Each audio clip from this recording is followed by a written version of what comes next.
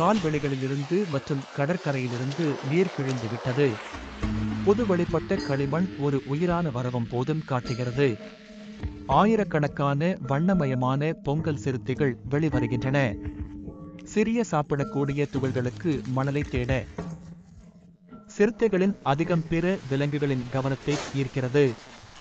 ஓமக்கொம்பு பன்றிகளுக்கு சிறிய சிறுத்தைகள் குறைவு. ஆனால் அது பன்றிகளை வளிமண்ணில் அழைக்கும் போதுமானது.